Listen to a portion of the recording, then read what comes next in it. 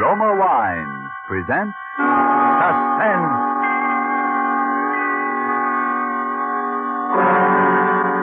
Roma Wines, made in California for enjoyment throughout the world.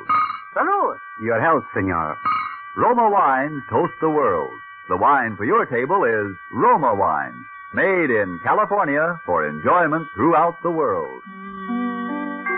This is the Man in Black, here to introduce this weekly half hour of Suspense. Tonight from Hollywood, we bring you as star Mr. Alan Ladd. In the character Mr. Ladd assumes with us tonight, he reveals the thoughts, and through them, the dramatic story of a young man on trial for the crime of murder.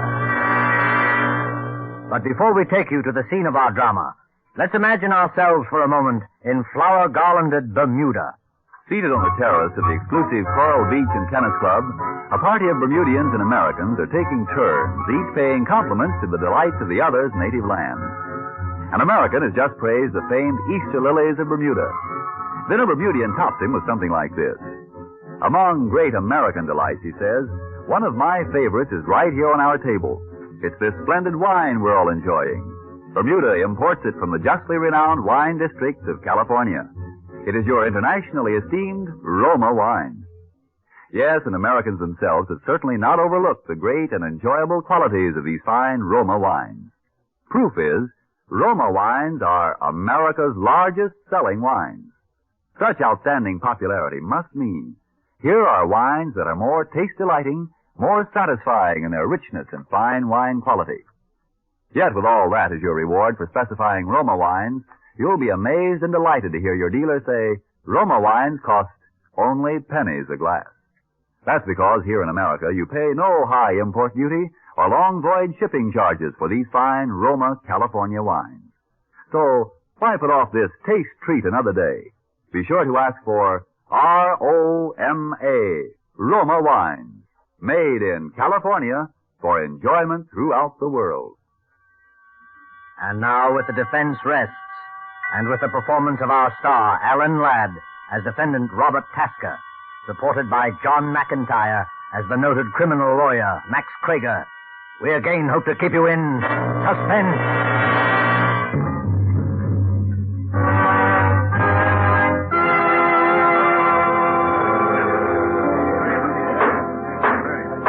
The People versus Robert Tasker. The defendant charged under the indictment with murder in the first degree. Is counsel for the defense prepared to proceed? I am, Your Honor. Very well, Mr. Krager. Your Honor, if the court please, I think it's fitting that for a moment I should speak openly to Your Honor and to the jury. The matter which has, albeit indirectly, nonetheless a substantial bearing on this case. I refer, of course, to the rather unique relationship existing between myself and the defendant, Robert Tasker. It's true that my interest in him and in his fate is far greater than the normal interest of a lawyer and his client. It's true that that interest might reasonably be described, as it has been so many times, as fatherly. Yet I ask Your Honor and the gentlemen of the jury to think of me in all fairness and without bias simply as a lawyer defending his client. It needs no expatiation on legal or practical ethics to demonstrate that I did not believe in my...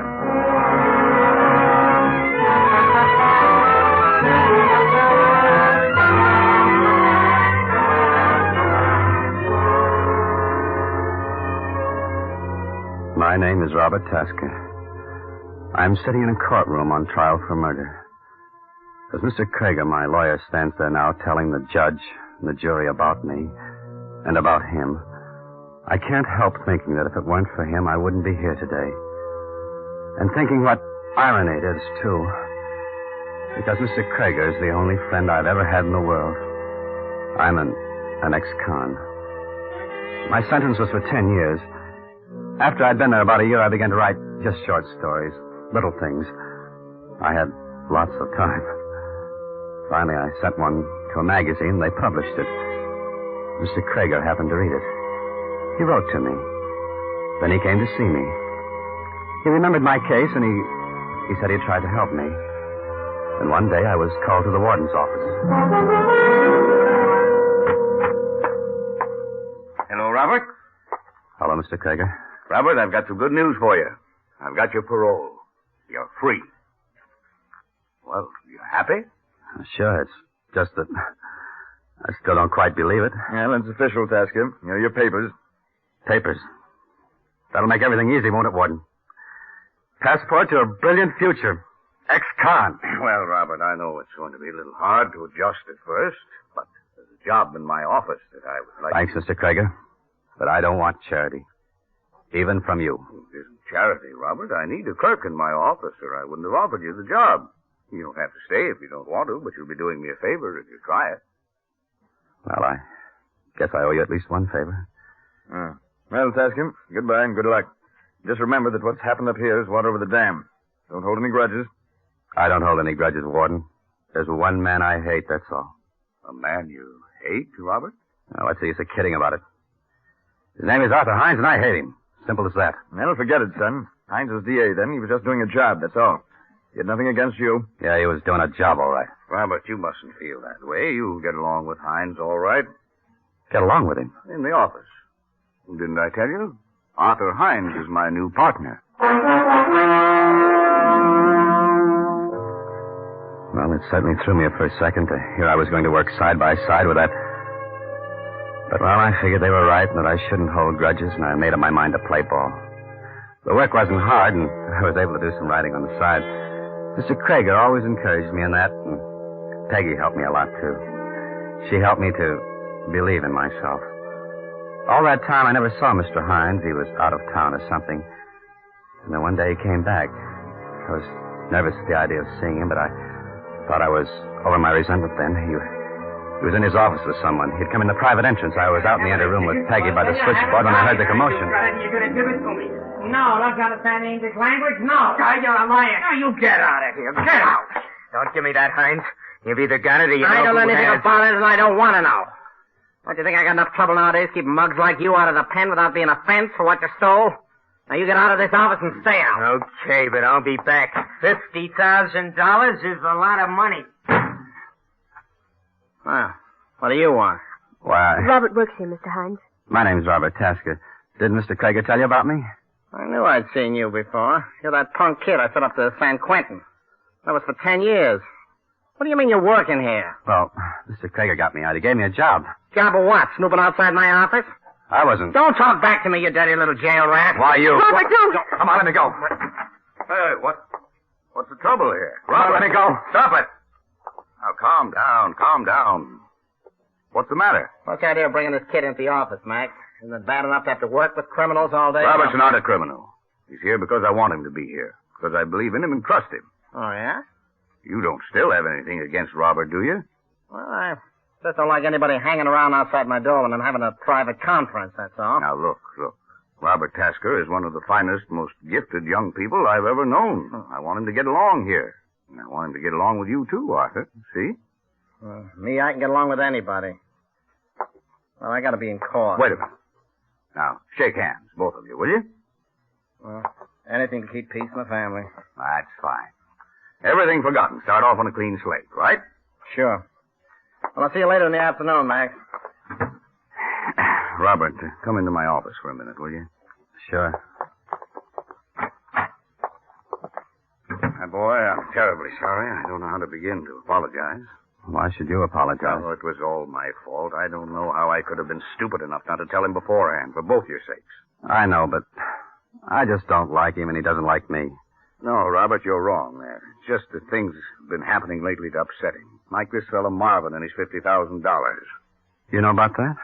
Well, Robert, you know we have to deal with some peculiar people in this business. There's a poor fellow who's been in prison himself for the last 5 years. He had quite a lot of money when he went in. Oh, he stole it, I guess. He thinks Hines hijacked it on him, huh? If he ever really had it. He says he left it with a pal of his, and later the pal was killed in a gunfight. Gallucci, you remember the case. Yeah, I remember something about it. Anyway, just before he died, he told somebody he'd left the money with Hines. That's how the story goes. You know how those things travel in the grapevine. It's all nonsense, of course. That guy meant business just the same. It probably explains the whole thing. Hines was a little scared. But don't let it worry you, Robert. You will stay, won't you? Believe me, it's for the best. Well, I've got to trust somebody, I guess. Trust me, Robert. I've never given you bum steer, have I? No. Okay. That's the spirit. And any other little troubles, you just bring them to me, see? Thanks. Well, I guess I better relieve Peggy on the board. Keep your chin up, kid. Sure. Sorry I kept you waiting, Peggy. That's all right. Hey, Peggy, what's the matter? Please, don't say anything. Oh, but Peggy, what is it? Robert, I'm scared. Of what, Hines? Don't be silly. No, it's not him. Well, what is it? Robert, I shouldn't. But I've got to tell someone. Well, sure you have.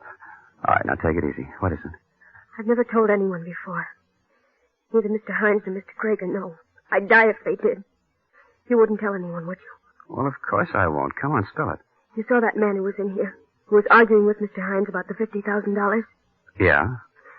Well, it's true. There is $50,000 somewhere. Yeah? Well, how do you know all this? I know, and I'm scared. Robert, he's a killer. That guy? Well, I wouldn't be surprised, but how do you know? Because he's my own brother.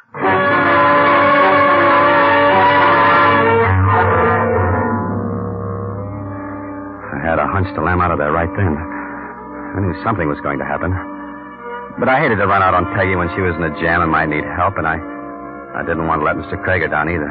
So I stayed. And one day, about 2 weeks later, it came. I hadn't had any more trouble with Hines. He was out of town most of the time anyway. He was still out of town that day. The day that he died.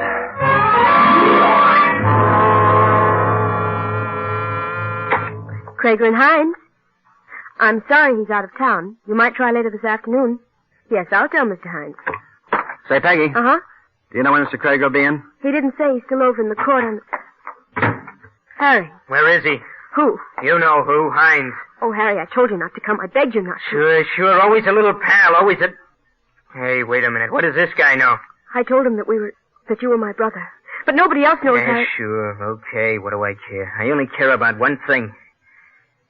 But you promised, Harry. You promised... Where's Hines? I don't know. He's out. Then I'll wait till he comes back. Harry, you mustn't. I'm staying. I'll get it out of him. Harry, your sister says you should leave. You keep out of this, punk. I don't like that word, pal. Robert, listen. Will you watch the board for a few minutes? Sure, it's lunchtime anyway. Harry, I've got some things I want to talk over with you privately. Yeah? What things? About Hines and... Well, you know. Come on, we'll go downstairs to the grill in the lobby. You wouldn't be trying to ease me out of here, would you? No, honest, I've got to talk to you, Harry. Come on. Okay. And listen, pal. Yeah? If Mr. Hines comes in, you tell him I was here. And tell him he better come across or else. Is that all? Well, that's enough, ain't it? He'll know what I mean. Plenty. Sure.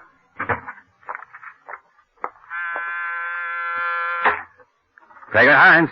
Hello, Robert. This is Max Krager. Oh, yes, Mr. Krager. You there all alone? Peggy out to lunch, huh? Yes, she is. Well, that can't be helped. I'm in a hurry. Now, I'll tell you what I want you to do. Yes, sir? I'm across the street in the courthouse, Judge Andrews' court, the Ellsworth case. Now, there are some notes I've got to have over here right away. They're in my own handwriting, pencil, and clearly marked Ellsworth. Yes, sir. Now, you'll find them in Mr. Hines' office. The pages are all clipped together. I don't know exactly where in his office. It may be on his desk. It may be in one of the drawers or in the file or under the blotter. But keep looking, see? Keep looking until you find it. All right, sir. And then bring it over to me right away. Yes, Got it? I'll be waiting for you. I left the switchboard and went into Mr. Hines' office. I started looking around for the notes. I looked everywhere, the desk drawers, the filing cabinet. I even tried to look in the safe, but it was locked. And I noticed some yellow papers on top of the bookcase. I reached up and took them down. I was standing there with my back to the private entrance, looking the papers over to be sure that they were the right ones. What are you doing in here? Mr. Krager wants some papers, Mr. Hines. I thought I told you to stay away from my office. What are you snooping around in here for? Well, Mr. Krager told me to look in here Yeah? for him, Something mighty funny going on around this office. Oh, there's nothing funny. Mr. Krager I say said... there is. What's the switchboard girl doing sneaking around the lobby with Harry Marvin? Tried to duck me, but I saw him. First, the switchboard girl turns out to have a crazy ex-convict for a boyfriend, and now I find... That's a lie. He's our brother. A brother? Oh, so that's it. Oh, I shouldn't have said that, Mr. Hines. I don't know anything about it, really. You don't, huh? Well, I do. I get it now. I knew there was something, and all of a sudden I get it. Mr. Hines, there's nothing to get. So the girl and her brother go down to the lobby and set themselves an alibi, because they know I'll suspect them. Then they get you to do their dirty work for a nice fat cut, I suppose. That's what you think. Please, Mr. Hines, don't talk that way. Well, you didn't find it, did you? And you won't. Now get out of here, you little punk, before... I said don't talk that way. Why, you dirty, thieving little sip... I told you not to talk that way.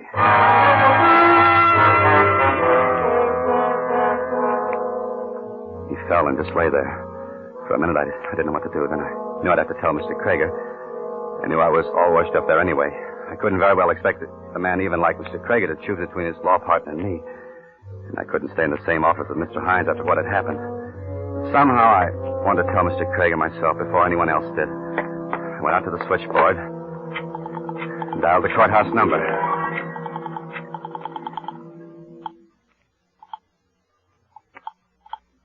Judge Andrews Court, Johnson speaking. I want to speak to Mr. Max Krager. This is his office calling. Well, I don't see him around here right now. The court's in recess. Oh, I know, but try to locate him, will you? It's important. Okay. Hold the line. I sat there, waiting for them to find Mr. Krager. All of a sudden, I remembered the papers he wanted. I cut off the call on the switchboard. Had to take the papers over to him anyway, and I thought I might as well go over and give him the papers and tell him what had happened then, and I would get it over with. I was starting for the front door of the office. Then I heard a sound from Mr. Hines' office behind me. At first, I thought he was just coming to, and I kept going. Then something sort of clicked in my mind, and I stopped. The sound hadn't seemed quite right for a man just coming to. I listened, but I didn't hear anything more, and that didn't seem quite natural either. I went back and opened the door to Mr. Hines' office. He was lying there just as I'd left him, and yet there was something different. I went over and looked at him more closely. His face was a terrible gray color. I touched his wrist, feeling for his pulse.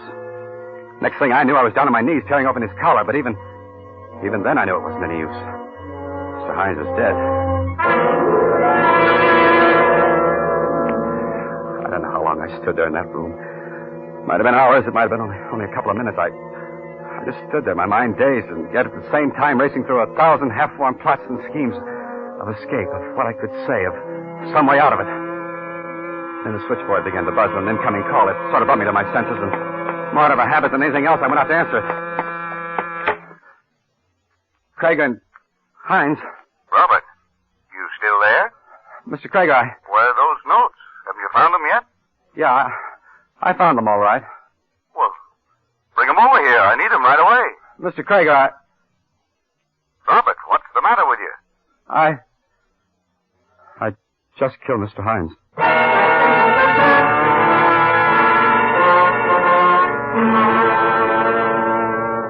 You're just making it hard for yourself, Tasker. I've told you what happened. In a pig's eye you have.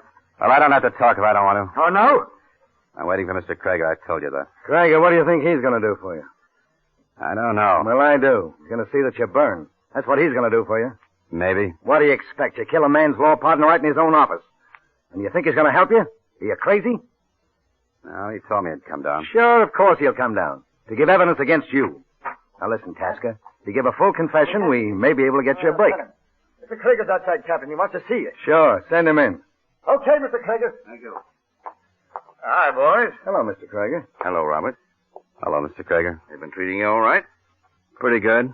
Fine. I don't like to have people get rough with my clients. You're what? You heard me, Captain. While you're at it, you might as well take those handcuffs off him, because from this moment he's out on bond, released in my custody. I've got the papers right here.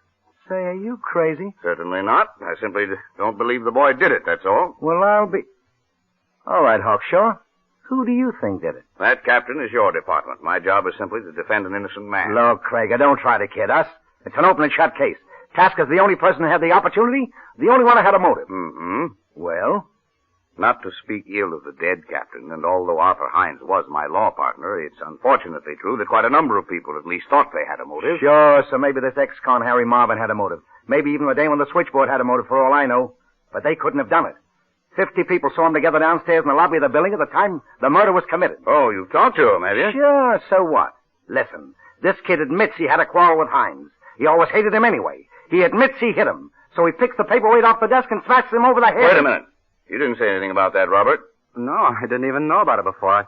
I didn't hit him with a paperweight. Stop it, will you? The back of the man's head is bashed in with that paperweight. This kid's fingerprints are all over it. What's so funny?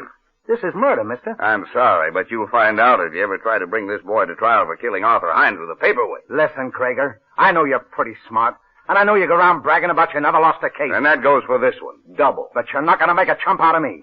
This boy's going to be indicted for murder. He's going to be convicted of murder. And he's going to burn for murder.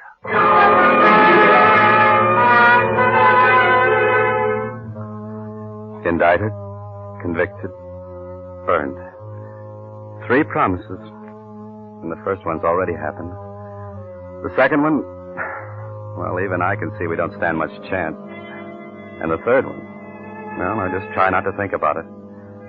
There is Mr. Krager, up before that jury, acting as though it was an absolute certainty that I'd be cleared, pleading for me as though I were the only guy in the world. Because, well, that's the kind of a man he is.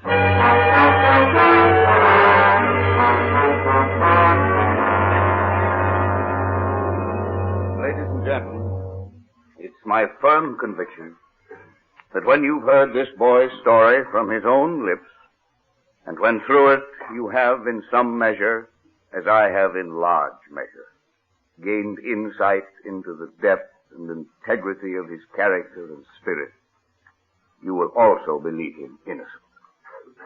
He is innocent. Now, Robert, I'll ask you to take the stand. Raise your right hand. You swear to tell the truth, the whole truth, nothing but the truth to help you God? I do. Now, Robert, just for the record, will you tell the court your full name? Robert Loring Tasker. Your age? 24. Your mother and father are dead. You have no living relatives. No. No one. Now, before you begin your story, there are 1 or 2 extremely important points that I particularly wish to emphasize to the court. Now, tell me, Robert, how long was it between the time you quarreled with Mr. Hines and the time you went back into his office and found him dead? Not long. 6 or 7 minutes, perhaps. But it was long enough for someone to have entered Mr. Hines' office by the back entrance, struck him, and left again, was it not? Yes, it was long enough for that to have happened. Now, concerning this famous paperweight the prosecution has talked about so much, I have it here. Do you recognize it? Yes, it was always on Mr. Hines' desk. Now, when you went into his office at my order to look for certain papers, you touched this paperweight, did you not? Yes, I touched just about everything on the desk. Exactly. In other words, your fingerprints would be found not only on this paperweight, but on practically everything else in the room. Yes, they would. In due course, Your Honor, we shall demonstrate that such is, in fact, precisely the case. Now, Robert, when Mr. Hines found you in his room, he was irate and highly suspicious, was he not? Yes, he was. In fact, he even suspected that there was some plot against him, involving Peggy, the switchboard girl, and a client of his named Harry Marvin. Yes, he did. You denied this, saying that, in fact, they were brother and sister. Yes, That's right. How was that again? I say you denied the charge of a plot, saying that Peggy and Harry Marvin were brother and sister. And then Mr. Hines went so far as to... Your Honor. Yes? Your Honor, there's something I've just thought of, some new evidence. I'd like a few minutes alone with my lawyer, please. Well, if counsel has no objection. Robert, what is it? It's just something that I think I ought to tell you in private. Very well. Your Honor, please, then. By all means. Perhaps you would like to use my chamber. Thank you, Your Honor. Come along, Robert.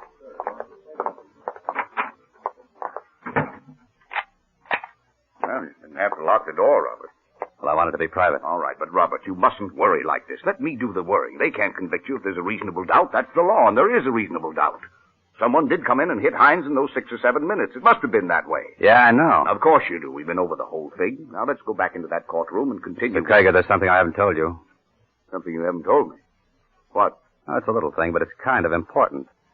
Because it's something I never told anyone. Well, what is it? I never told anyone that Peggy was Harry Marvin's sister, except Mr. Hines by mistake, and he's dead. Now, Robert, don't you think that's a little trivial to be bringing No, because you know about it. You just said so in the courtroom. Well, There's only one way you could have found out. You must have been in your office when I had the fight with Hines and heard me tell him. Robert, that's ridiculous. Oh, no, it isn't. Because you're right. Somebody did come in those 6 or 7 minutes and kill Hines. You did. Oh, you're crazy. Must have been for that $50,000. You hijacked the hijacker. And you knew they'd pin it on me with my record. Maybe that's why you got me out of the pen in the first place. It is, isn't it? I'm not going to stay here and listen to any such nonsense. Oh, yes, you are. Because I'm going to get that truth out of you now. You planned it that way, didn't you? You sent me into Hines' office that day, and you probably sent him, and you figured you were such a hot lawyer that you might even get me off for 20 years or so to ease your dirty conscience, didn't you? Talk, Krieger! Don't get anywhere using violence with me. No, talk! Now, wait a minute. Even if I did confess, it wouldn't hold up as evidence. Talk! Listen. We'll postpone the trial. I can get you out of the country. I'll give you money. That's all I wanted to know. Now, come on, you talk! Get down! Get going! Talk! Where you were that one at the court? I couldn't find you. Right? You're killed Hines right now. Yes, I did it. I killed him, but... Okay, I guess we can unlock that door now. What's going on in here? Grab him! He's crazy! He attacked me! So I gather. He accused me of murder. Yes, I heard him. Tell me, Krieger, where were you when this boy phoned you here at court, when they couldn't find you? Why, matter of fact, I was right here, right in this very room. Some work to do. I wanted... Why, your court was in recess. You were out of town. Yes, I know. But there's something you don't know. What? On the day of the murder, the floor of this room was being repainted. And the paint, Mr. Krieger, was quite wet. Your Honor, the defense rests.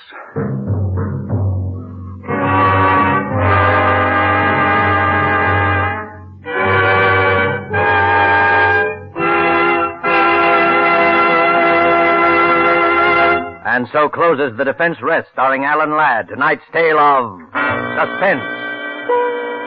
Alan Ladd appeared through the courtesy of Paramount Pictures, producers of Lady in the Dark. John McIntyre played lawyer Max Krieger. Before Mr. Ladd returns to our microphone, here is a definition of yourself that may interest you. Connoisseur, one competent to act as a critical judge of an art or in a matter of taste.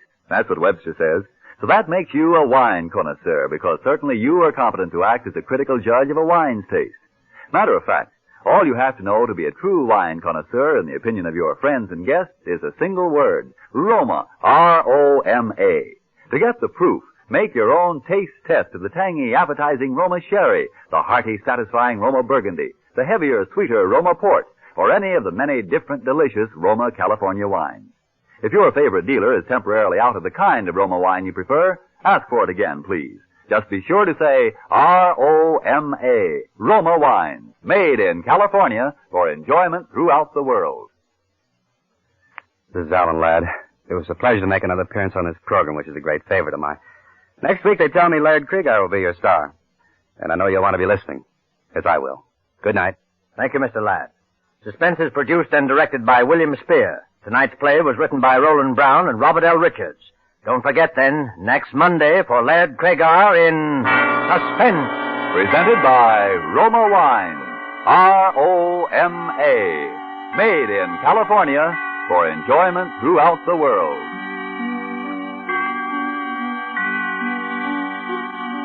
This is CBS, the Columbia Broadcasting System.